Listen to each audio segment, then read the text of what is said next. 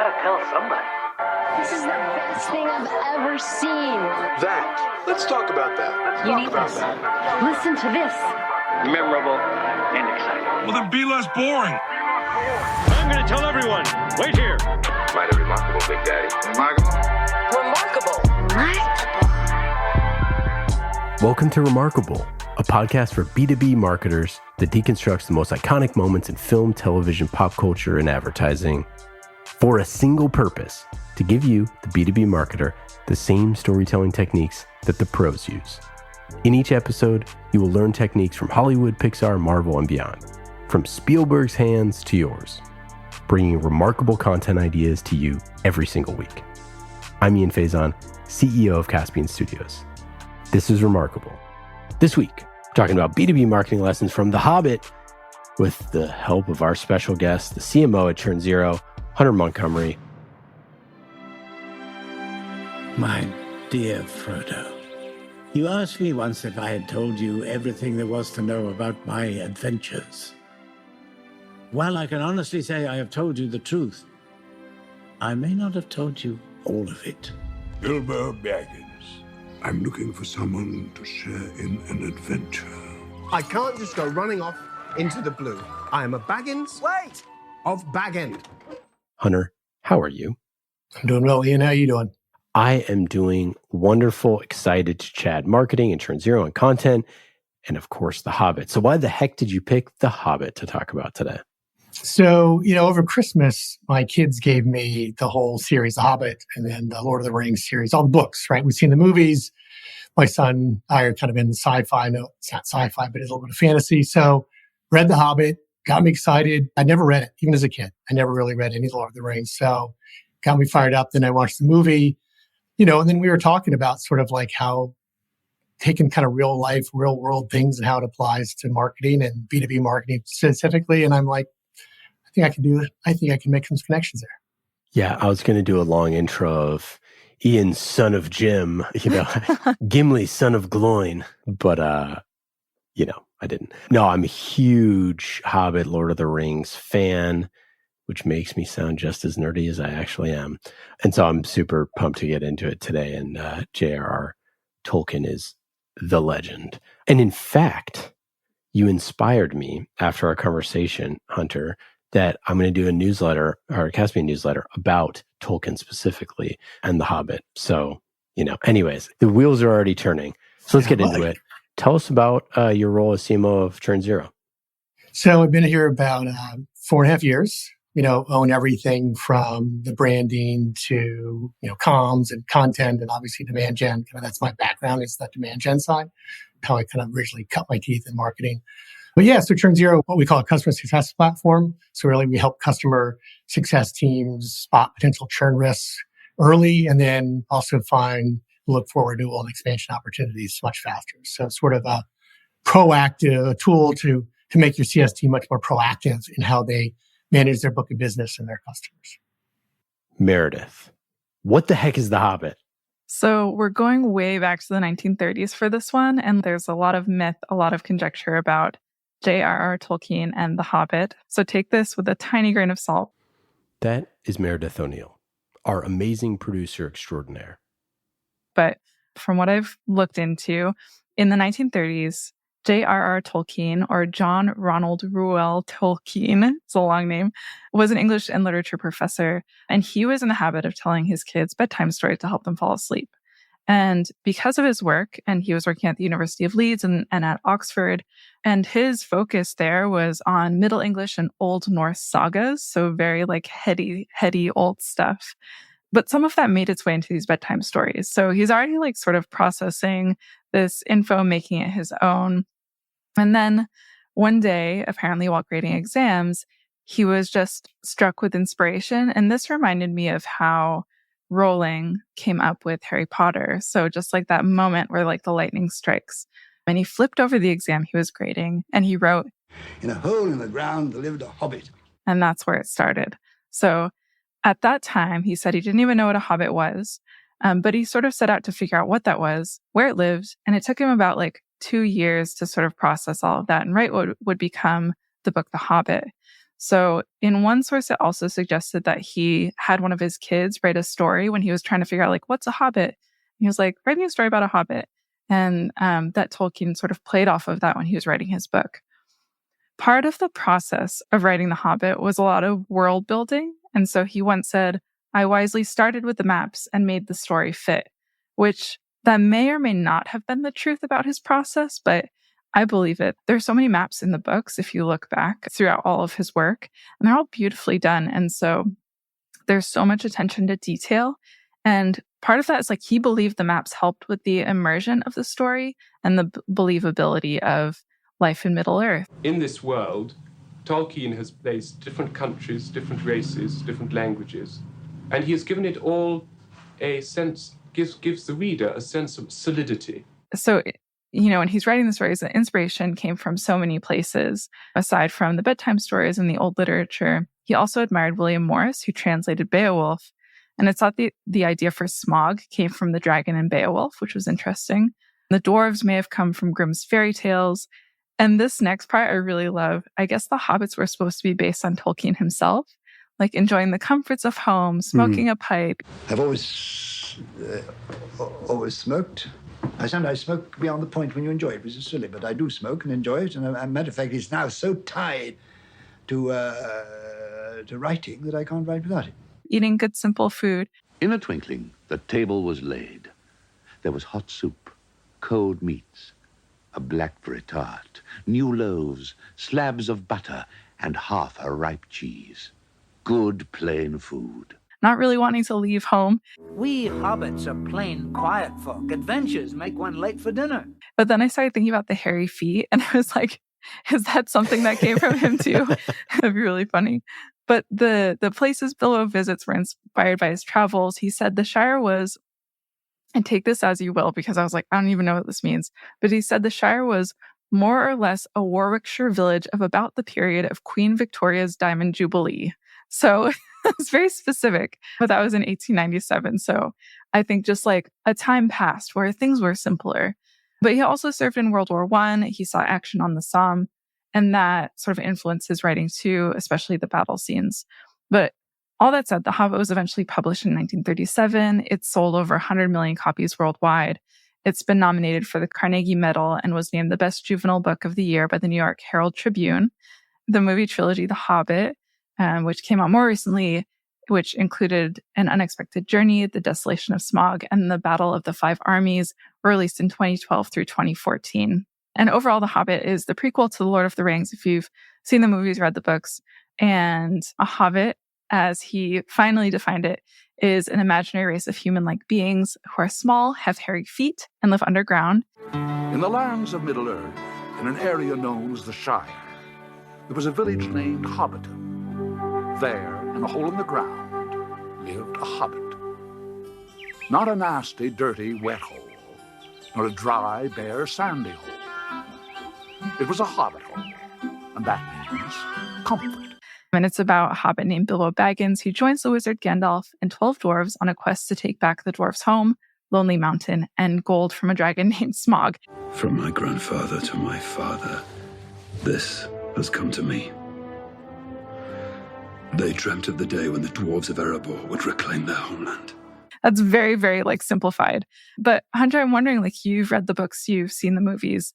Has there been anything you've noticed in terms of translating sort of literature to video? Because I know video is super popular now, that we can sort of take and use in marketing. Well, I think you mentioned earlier, right? You got to have a plan. You have a map, right? You can't just sort of start out thinking, well, I'm here and I want to get there. I'll figure it out along the way. Some of that you do, but if you don't actually know where you're going to go and how you're going to get there. So I do think that whole analogy of the map and how they encounter things, and some things they don't expect, some things they know, or I'm going to go through the forest and it's going to be, we have to be careful, but we don't know what you have to be careful from. The spiders come up and they had no idea about the spiders. Finish it off. The meat's alive and kill him now. Let us feast. So you're going to get things thrown at you, but I think you just have to figure it out along the way. So, and anyone will tell you the hardest thing, you can't just sit down and write a script for a video like you think you can. People think it's just like writing anything else, but storyboards and editing and scripts and back and forth. So I think that's one of the things that comes out of it from anything in marketing, right? Just having a plan or at least a roadmap and knowing it's going to change a little bit along the way, but you just can't stop and say, well, I'll know when I get there. That doesn't really work. I love a couple things. I mean, I love Tolkien's just so fascinating, and everything he says is really interesting. I love the quote where he says, "I'm in fact a hobbit in all but size," and I just love that idea, right? Because they always say, "Write yourself," right? So it's interesting to think of him writing himself. I don't know who they is in that scenario, but one of the things that I found extremely fascinating in researching this, because I've started reading The Hobbit when I was a kid, is one of my favorite books. I read all the Lord of the Rings as a kid and, have always loved the stories. Watched the animated movie that they came out with, I think in the 70s or whenever that was super crazy. It's epic. I absolutely love that. It's like Gollum, that image of Gollum in that movies is the thing I stuck with me the most. Trixie!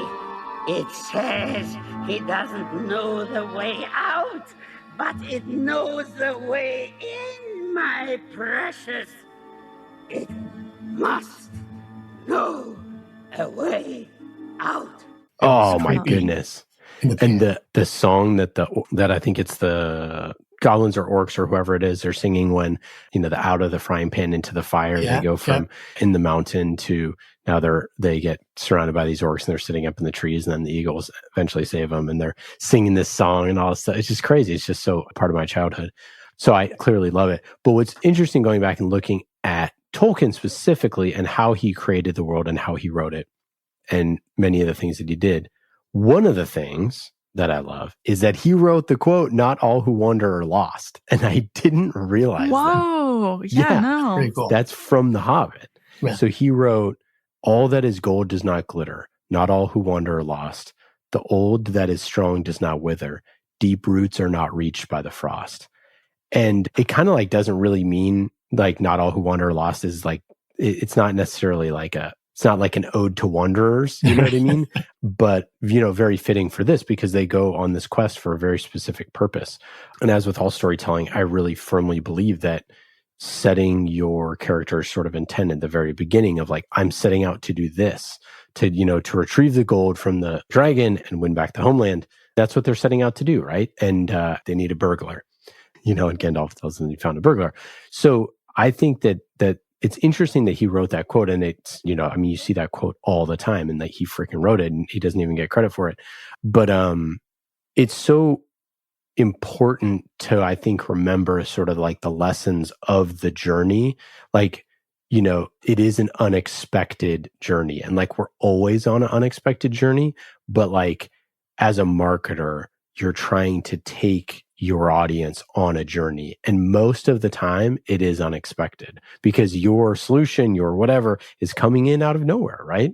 It's coming in, they're just going about their day, and then you cold email them, and then they delete it immediately, and then they see an ad, and then they, listen to your podcast or whatever. So I just love the idea of something that is unexpected that comes into your life and that, becomes part of this journey, and that the journey has a purpose. And that's what Tolkien so clearly illustrates in that first, paragraph of the book. Yeah. I would also add to that, it's in that journey, the unexpected. It could be things even totally out of control, like a pandemic or a competitor coming in and taking you, things that you think you've got a plan, you've got things, you're going along, it's going great, or it's going well, and boom, you get an obstacle. You never thought that was coming, kind of like the spiders, right? I didn't know what these spiders were, where they came from, how to defeat them. It's sort of again, a competitor coming in you haven't heard from or seen before, or, a new requirement, take AI as an example. All of a sudden, everybody wants AI on their products. So how do you talk about that? You talk about it too much, or you're not talking about it at all? There's different strategies that's going on with that, but, you're still trying to get your prospect or your customers to that endpoint. But all of a sudden, something's been thrown in the way that's either made them ask you different things. Wait a minute, I understand. What's your strategy with AI? And you're like, oh, here it is, or we've got to go figure it out, and you got to message it. So that's kind of what the marketers always, because then, sales turns around and says, hey, what's our message for AI? You're like, okay, we'll come up with it. We'll figure it out for you. Because they look to us to figure out how we're positioning it. What are our competitors saying about it? It's just it's a very interesting book. The other thing that I find that I love about this is, so he writes this memoir, Bilbo does, called There and Back Again. And Bilbo is very much someone who is not moved by much. He likes his pipe and he likes to, he likes what he likes. And he's thrusted on this, this crazy adventure. My dear Bilbo. What on earth is the matter? What's the matter? I'm surrounded by dwarves. And he almost dies a million times. He makes it back and he tells the story. And so I think that there's just something very poetic about this idea of like, what would be the story that you write, at the end of your adventure? And I kind of think about that. It's sort of like the Jeff Bezos, like write the press release before you do the thing sort of idea, which is like, what would your customer's story be after having used your product for 5 years or whatever? What is their there and back again story? How did they, leave and go on this adventure and then come back with sort of all the scars to prove it? And as we say a lot on this show, like, I think it's more interesting sharing all the places, the stories of how they got the scars than trying to pretend like, it was just a nice, easy walk down the rue. One other thing that Meredith, you mentioned, and I love, and is going to be the topic of this newsletter that I write, is like, his epic quote was, "I wisely started with a map." And it's a great quote because he doesn't just say, "I started with a map." He said, "I wisely started with a map." Mm-hmm. And to your point, like he has said that basically when he started making this world, he needed to make the map first. But the book also starts with the map, right? It's before the words is you get the map. And I remember reading these as a kid. And like when I was a kid, like you're reading this thing, but you don't know anything. Like no one I knew anything about this book. It's just like, hey, this book is crazy. Read it. You don't know what the Misty Mountains are. You don't know who Smaug is. You don't know, what any of this stuff is. And it was so easy once you learn, oh, they need to go to this place to flip back to the cover and look at all this. And I think what's so interesting about a map is it tells you where all the things are, but it also, the blank space is so important, right? Because that's where all the stuff that you don't know what is there. Now, why is there nothing there? Is there something that, they need to go through this area? Well, what is there? Right? It's like, are there spiders there? There's not spiders on the map. You don't know what's going to come. So he gives you this blueprint of like this journey that they're going to go on. And you don't know how far it is. You don't know how long it takes. You get general senses of that. But I think that like every marketing message needs to start with a map. Like, and you can do so much more with a map than you can do, picture's worth 1,000 words, right? Well, a map, I don't know, it's worth 10,000 words because it shows you the journey far easier than a block of text could be. And so I think just like, it's a huge takeaway for me, for marketers, is like, just start with a map, write the map, show the journey, show the points along the way. And in your perfect little world where nothing goes wrong, in those blank spaces, assuredly things will go wrong. And then you go back and mark up the map. And then when you're reading The Hobbit, you go, oh, that's where he saw the spiders. And then you circle it and you go, oh, that's where the spiders are. And then so, he's on his merry way. So I just think it's such powerful storytelling to pair with the map. And I truly believe that it would have been a much harder book to understand if the publishers didn't put the map in there. So yeah. Back and forth. And I'm reading, where am I again? Where are we going next? The map has got a lot of use because there's terms you haven't heard or referencing something. And I watched the movies, but you don't have the map in the movie. So you sort of try to put it all together. But God, it made the movie much clearer because I knew the map, right? In my head, I'm looking at the map as they're doing things in the movie.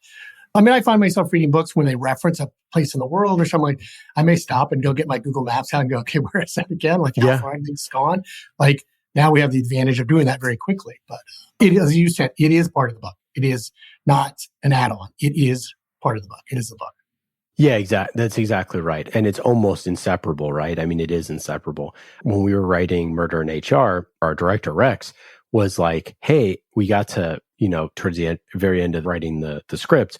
And he was like, I think we should take a second and I think we need to sketch out what the compound looks like, where all the stuff is, so that we can make sure that what we're doing actually makes sense. Now, there's the storyteller of you that's like, hey, I want this thing. If I tell you it's in the gym behind the auditorium, you're like, okay, I kind of know how much that is. But it helps you write and create the story because you think of things along the way. Well, it's like if I was to take the map and you put a forest there, then you go, oh, there's a forest there. Then you go, they got to walk through this forest. Well, when you're in a forest, it's kind of hard to keep your bearings. You don't know, north, south, east, west. So maybe they get lost, and you're in a forest. What happens in forest? Oh, maybe they come across a deer that's really cool looking and they follow the deer a little bit. And then turns out that there's some creature trying to eat the deer. And then they have to run from that. Now they're off course. Like those things really inform how you can tell a story. And so getting the geography can inform the storytelling to figure out where the different events and catalysts for movement for your characters. This is why road trips are like the easiest story to tell, right? I mean, The Hobbit is a road trip.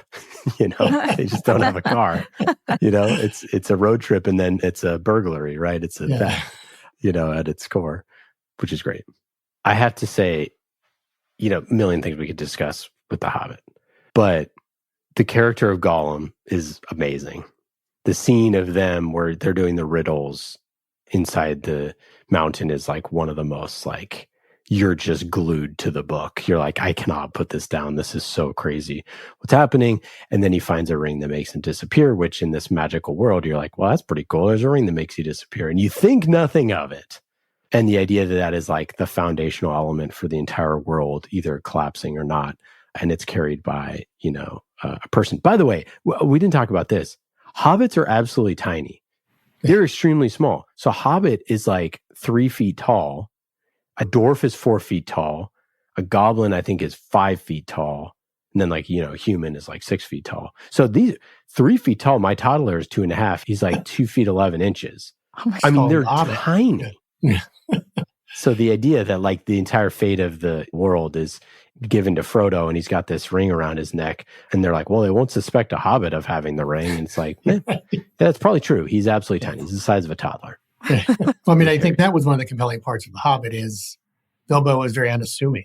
And you said he didn't want this. He was thrust upon him. And he, when he said, I'm not doing it, he overslept and he had to chase the other dwarves down to catch up with them. And every time they turned around, he was the one who got them out of their pickle or whatever.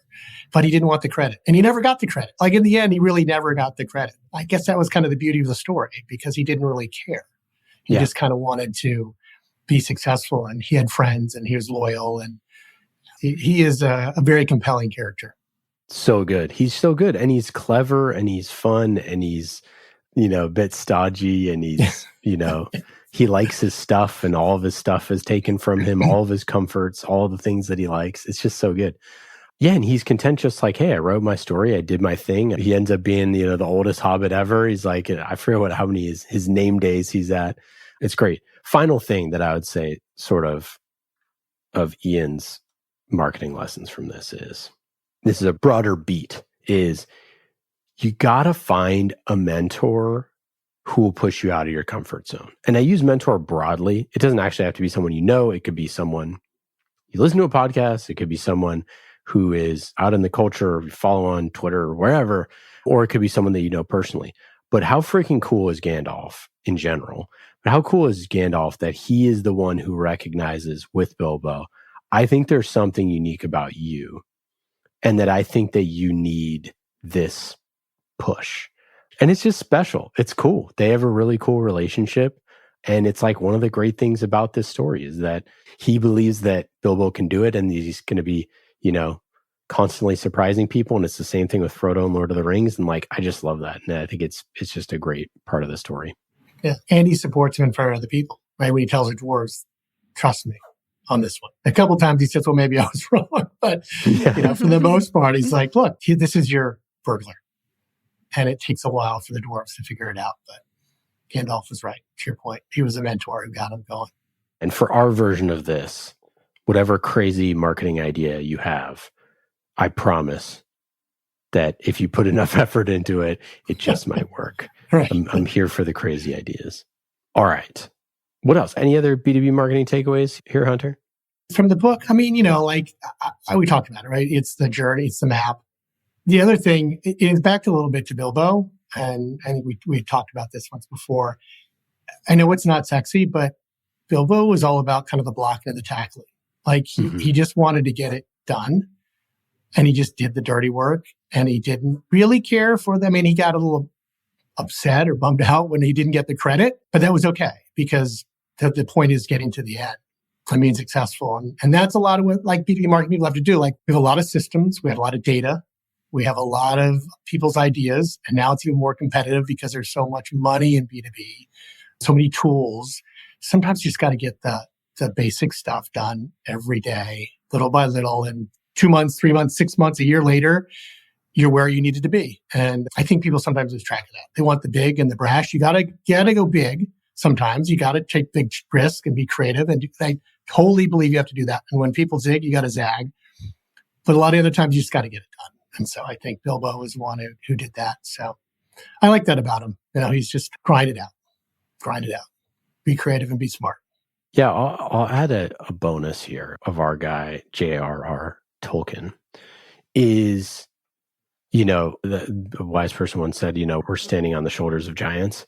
And if you look at one of the people who are most influenced by his work, George R.R. Martin, that it's so cool to see all the world building that people have done built off of, The Hobbit. Like this one story of, a hobbit in a cozy hobbit hole, started so much stuff. And I just think that's so freaking inspirational. It's just so cool that, this super crazy, silly fantasy story, which, become one of the best selling books in the history of the world, that it, spurns so much other stuff. And I think that that's just like exciting that storytellers get to, do that stuff. And to put a bow on the map piece, it's funny that in that quote where he says, I wisely started with a map and made the story fit generally with meticulous care for distances, the other way about lands, one in confusions and impossibilities. And in any case, it is weary work to compose a map from a story. And I think it's just such a great quote. And it's funny that like George R.R. Martin has the same problem in Game of Thrones and, the Fire and Ice Saga is you start with this map and you build this entire world, but then you have to figure out how the world works within the map. But it's better that way than going the opposite. All right, let's talk ChurnZero. Tell us about how do you think about your marketing strategy and how content fits within it? So, obviously content is extremely important. Content is king. But what I try to do is don't be the source of most of your content, right? No one wants to hear the vendor talk.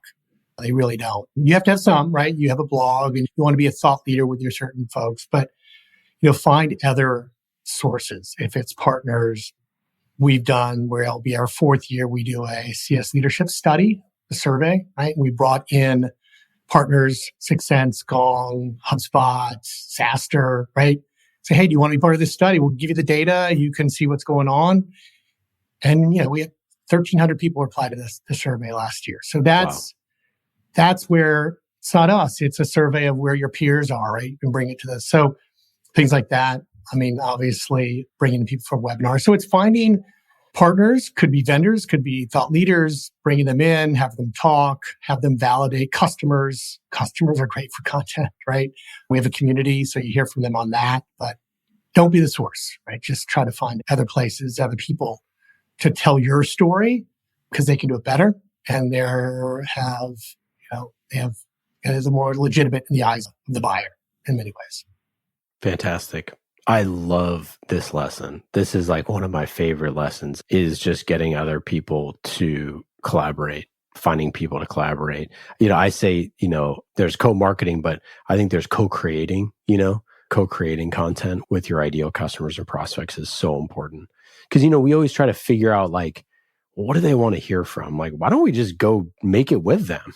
Right? It's like, just go make it with the people that we want to hear from. I guarantee you they can tell us the stuff that their peers want to hear far better than we could. Yeah, totally agree. What we can do is be a curator and an editor to deliver that information. I have found in my career, people are pretty poor at telling their own stories. But if you ask enough questions to get the right answers and dig in there, then you can really find those pearls of wisdom and put that stuff together in a really meaningful, digestible format. And that's really hard to do. And most of your competitors are not going to be doing that. How do you justify content, expenditures to the leadership team? It's not that hard. There's a lot of, correlation, at least, not causation, correlation between opportunities coming in from content. We can see them, either downloads or views or shares or, I know people especially in the B2B side, of sort of a lot of them, we've gone away from the whole idea of a brand and branding and, brand value, because we want to see the leads and the conversions and the demos and all that stuff. But there is, at least for our leadership and understanding, because of our space and because we want to cut through the noise, there is value in brand. And content is a lot about your brands. If you do a piece of content that's ungated, that's okay if 1,000 people download it, because they'll come back around at some point, right? So, and I can do some other things with Salesforce. You can do influence campaigns and people download certain things. And we have a new tool that sales uses that they can share content and we can see what their prospects consume. And then they correlate it back to one opportunity. So I can see, look, this piece of content was in 35% of all our closed won deals last quarter. It's not driving it, but it's helping. What's working for your audience right now? I would say the content, like these surveys, this kind of third-party content. To your point, going out to partner with people to create content. We went to one partner and said, hey, let's create a buyer's guide. But we can't write the buyer's guide. It can't come from us. Right. But it can come from you. And the person's independent. They service all of our competitors. But you create a content that educates the industry and it's neutral. And we can share it. And it's a good piece of content. The surveys. Again, back to the brand, when you have Jason Lemkin talk about your survey in his podcast or his blog, that helps a lot. That validates what your brand is doing in the market. So that kind of content. And for a while, we were doing a lot of our own meetups hosted by ourselves, and those were working. I will say those are probably not working as much anymore because now a lot of people are doing the meetup. So it's sort of good. If you're the only one doing a meetup, that's great. If 5 other people are doing a meetup and you're in a city, then you're not so unique anymore. So we'll kind of move it away from those. Interesting. So you're moving away from that. Is it just because, like you said, it's not unique anymore, or could you? Yeah. So we were doing 25 a year, different cities, 25 to 40 people meetup. After work, we'd have a panel, 3 speakers. One would be us, 2 others would be a customer and a consultant. And they were doing really well. But now meetups, all of a sudden this year, I've seen a lot of other organizations doing meetups. Now, the good thing is there's a CS meetup. So it's not a vendor. And they get a lot of people. And at this point, I'm like, you know what? I'd rather sponsor that meetup. And it may cost me more. But I get a lot more people in a room that I can get my brand in front of. And a lot less work for my events person, right? Because she had a pretty good method down to doing these local events. She had it down pat. So now I think there's more organizations doing meetups again. It took them only a couple of years after COVID. Now I'm going to go to those groups and partner with that. Now, if there's a city that wants us to do it, we'll do it. But yeah, you kind of want to, again, go where your competitors aren't, other people aren't, providing something that no one else is providing. Surveys are one. No one else is doing a survey. One of our competitors did one sort of, but it was smaller and not as comprehensive. And so we filled that void. Yeah, it's interesting that you sort of kind of like look at what everyone is doing and sort of try to figure out stuff that people aren't, Yeah, I mean, it's sometimes uniqueness or value. Like if these events weren't working out, we would have stopped them, right? So you kind of, to your point, you find out what people aren't doing, what people want, what's valuable. And as long as they're still valuable, you just keep doing them. What's one of your favorite pieces of content or campaign that you've worked on? So I'm going to go back a little ways on this one. So about, I guess it's probably 18 years ago, working for a cybersecurity company, $200,000 engagements, right? Managed security services, so big deals. So we were doing kind of similar to these meetups, but they were luncheons. Again, nothing terribly unique. People did luncheons, trying to get 10 to 12 people in a room. So we combined it, really cool looking direct mail piece, folder folded out, personalized, put the sales reps business card in it. So, it was basically hand mailed to every single person because you want to get 12 people in a room. Well, we got 12, CISOs, chief security officers in the San Francisco Airport Hilton to listen to an expert, not one of us, talk about, IT security. So yeah, not very sexy, but big, opportunities in terms of a deal size. Very senior people you have to get in a room, and they're going to go do it hosted by a vendor. So that's always a little bit of hesitation. So, it's good. We did a couple cities, very successful. easy to track 12 people who come to an event to see if they closed as a deal. So, not a lot of back-end data analysis on that one. But, it was just kind of combining the direct mail, sales team involved, finding an expert speaker, and convincing people to come to a airport hotel in the middle of the day to listen to somebody else about IT security. So it was good. I mean, and you apply that to a lot of things. You apply it to the meetups. I think the last time I did direct mail was probably pre-COVID because no one's in the office anymore. It's hard to find them. But I did a direct mail up to 5 years ago. So did a lot of different things. So I did well. That's cool. One thing that you're working on now that you're excited about? So I mentioned before, kind of the background is demand gen and actually marketing ops. So really, really working hard on our tech stack and how the data flows, right? So we have 6 Sense, we have HubSpot, we have Path Factory, we have WordPress, right? We have this other, I mentioned before, this sales tool called Lego. We're not really integrated with it, but I can pull data from it. All these tools are getting better and better at sharing information, right? 6 Sense can take a lot of things from other places to then push to other places to make sure you're hitting the right audience. And I mean, it's still a little bit of a black box to me, it's still a bit of this intent data. But when you can start pushing to other places, to Google Ads, to your Path Factory, to your HubSpot, and back and forth, all of a sudden you just have, their term orchestration, right? You have all these different things coming in.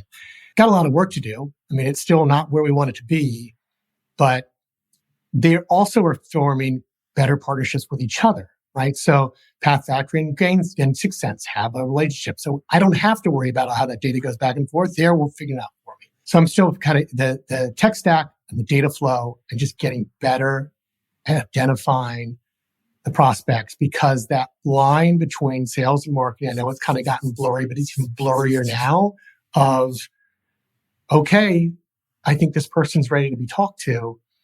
And before it would be a simple handoff. Now it may be a little bit of, well, yes or no, maybe not. We'll do a little bit more work, or no, let's let the BDRs jump in. So just that combination of tech stack and how we're going to work well and better with sales. I love that. The architecture is always so important. That's great. Any other thoughts on sort of like ROI or getting campaigns approved or how you think about, pitching new ideas or things like that? So I've got a CEO who's a former CMO, which is good and bad. Like he's probably a better marketer than I am. But so I've got to do a little bit more in terms of the validating and proving something's going to work. In a good way, he asks the right questions, right? He knows what to ask, and I know what he's going to ask at this point. But it's really understanding the numbers enough to justify, right, the ROI. I mean, I know it's a very basic statement to make, but sometimes you don't know the numbers, and you got to know the numbers and how they're built. I mean, we had to transition from one of my demand gen managers to another one, and I'm going through some of how we build out some of our metrics. And I'm looking at one, I'm like, it was a cost per demo or cost per meeting. I said, I think that's calculated wrong. So no, it's right. It's like, I think you're using the wrong number.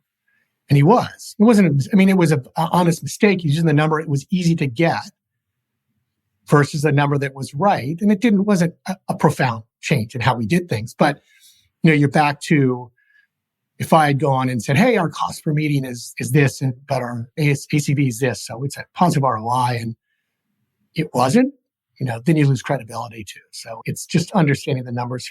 Then if your boss believes you and trusts you, then it makes it easier to make that case. And there's less of, well, let me double check your numbers, or you're not making the right case, or that doesn't make sense. So, but numbers go a long way in terms of validating what you're trying to do. All right, Hunter, what is one piece of advice that you would give to other CMOs or marketing leaders about how to figure out the way that content fits into their overall marketing strategy? I think it's a little bit, as we started out, like, what's the map? Like, where are you trying to go? What are you trying to get done? Because you'll see what the challenges are. And to your point, you may not know all the challenges, but if you know you're going to go over a mountain and you're going to go through a forest, you don't know what's going to be there. But at least you're going to go through a forest, create content that helps you get through that forest. And then once you get to the forest, if something else happens, and you can pivot a little bit, and you have ways of doing that. But I think the content needs to match the journey. Obviously, customer journey mapping is one way of doing it, but I think that can be too specific to your actual exact journey of your customers. And I think you need to sometimes pull back from that and have a bigger picture. Our study may fit somewhere in that journey, obviously. Where it fits, it may fit in multiple places, right? Like telling you what tech stack should look like or what your metrics should be. But we also just knew what would be helpful to the industry. Like anybody could read it, any persona, it could fit in there. So I think have a map, but don't let it restrict what you do. And you'd mentioned earlier, Ian, like sometimes just go after something. Just go take a leap of faith in something you feel strongly that it's going to work. And if you're in a work environment where it's okay to fail, then that's great. If you're not, well, then you better maybe consider second thought. But you got to take the swings, and you may miss a couple times, but you're also going to hit a few times. And that's going to make the big difference. Just don't follow the playbook that everybody else does. Hunter, awesome having you on the show. For our listeners, you can go check out ChurnZero, learn more about customer success, everything it has to offer. Any final thoughts? Anything to plug?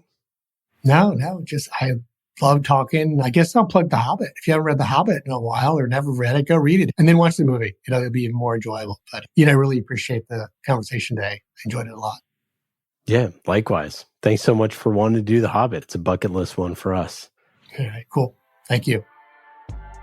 Well, that's it for today. I hope you got some good ideas for your B2B content. Thank you for listening to Remarkable. I'm Ian Faison, CEO of Caspian Studios. Remarkable is created by the team at Caspian Studios, B2B podcast as a service. Caspian also creates fiction series for B2B companies, so if you want a business thriller, you can learn more at caspianstudios.com. Hollywood-style storytelling for B2B. And in today's episode, you heard from myself, Ian Faison, and Meredith O'Neill, senior producer here at Caspian Studios. Remarkable was produced this week by Meredith O'Neill, mixed by Scott Goodrich, and our theme song is Solomon by Falak.